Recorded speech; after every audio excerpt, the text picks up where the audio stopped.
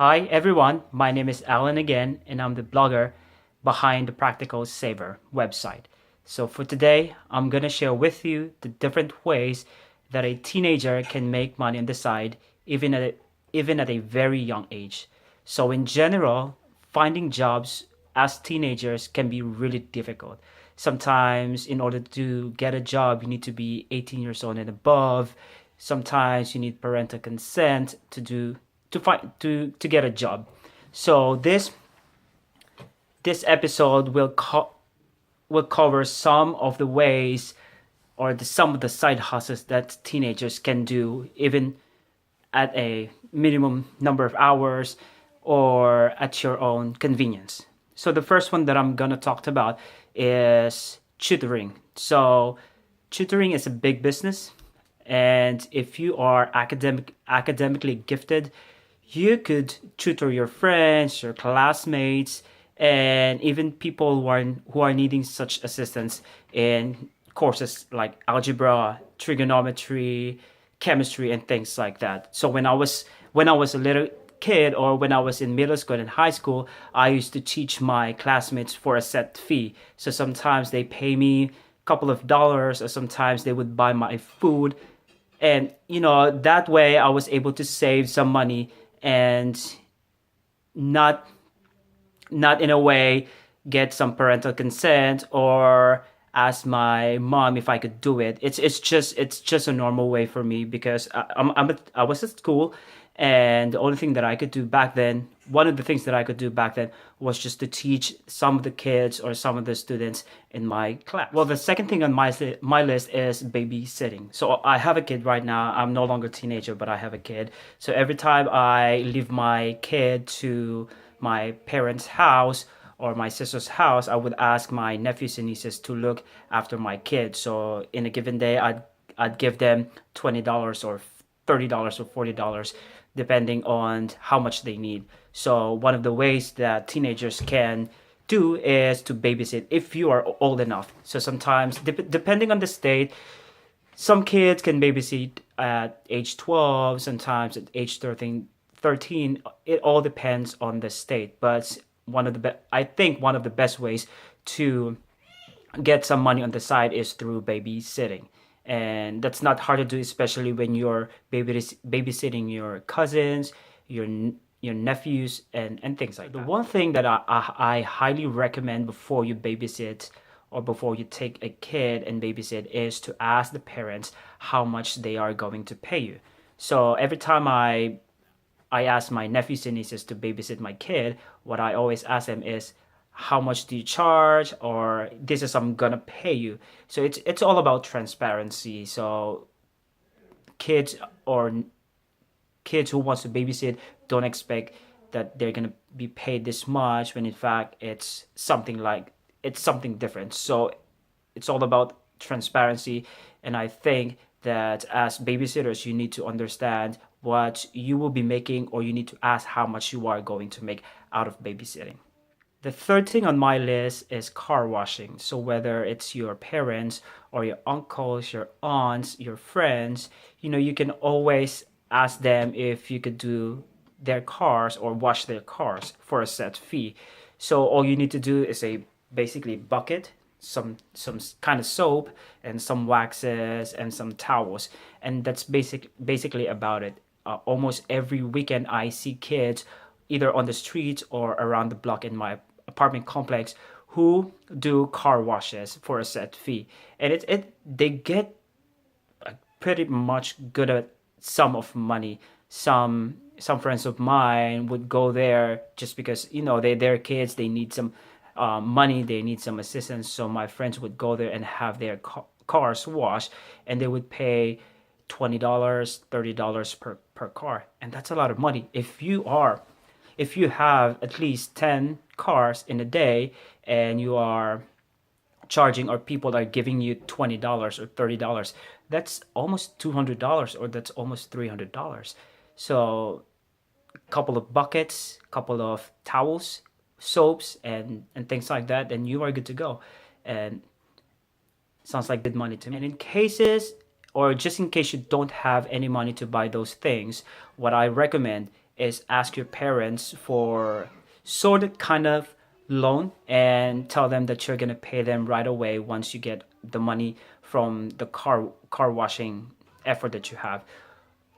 As a parent, I would rather my kid ask me for money and then return it, because I know that she's doing something good, that she's not just taking the money and spending it on something else that she doesn't really need. In this case, she is asking for money because she wants to earn money, and I'm good with that. As a parent, I am good with it. The fourth thing on my list is packing and moving stuff.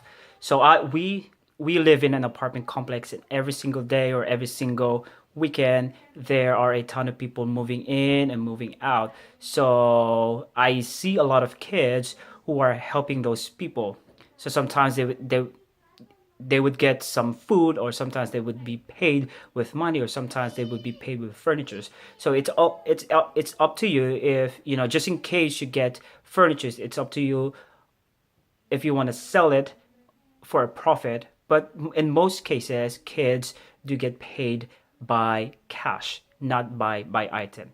So that itself doesn't require you to have an employment contract or an employment letter. All it needs is basically some sort of parental consent or parental approval from your parents that you are allowed to do that, because sometimes, you know, moving stuff can be difficult. Some furniture can be heavy, or some things are dangerous. So just make sure that when you want to pack and move stuff, that your parents know what you are going to do. That way they are just being they are just aware.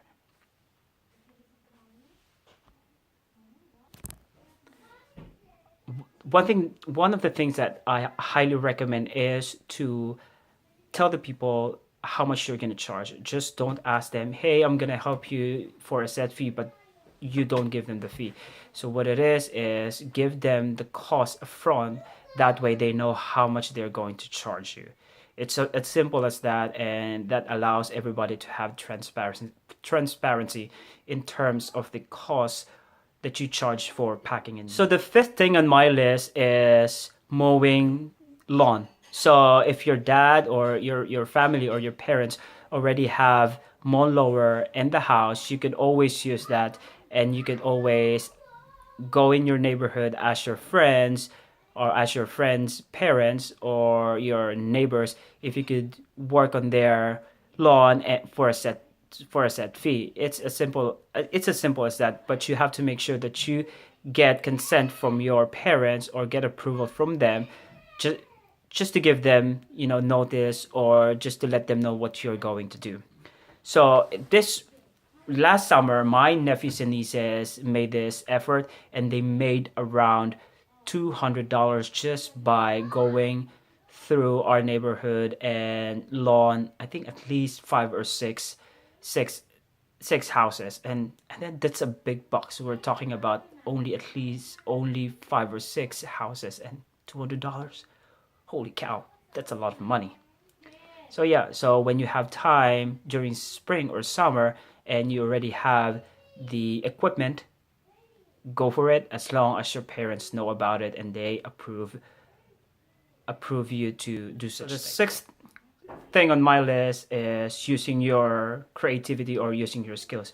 If you know how to dance, if you know how to sing, if you know how to make artwork and things like that, use that and sell it to people. If you know how to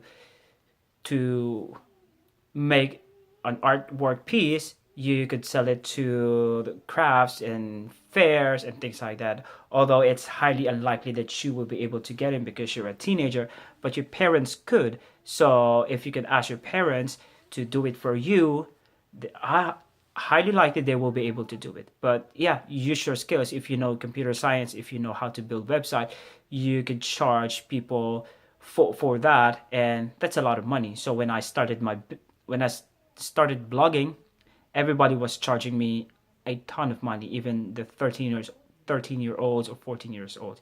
I was able to do it by myself, but yeah, there's money when you. The next thing on my list is blogging. I kind of briefly discussed blogging a minute ago. But yeah, blogging. If you are old enough that you can work on a blog, then go for it. So me, I took a risk, paid $100, and 3 months after I was making $500. Fourth month after I was making $1,000, and it went from there. And now I'm making almost around $4,000 or $5,000 a month, and I've only been blogging for a year now. So if you have the patience, if you have the dedication, if you have the time, then go for it.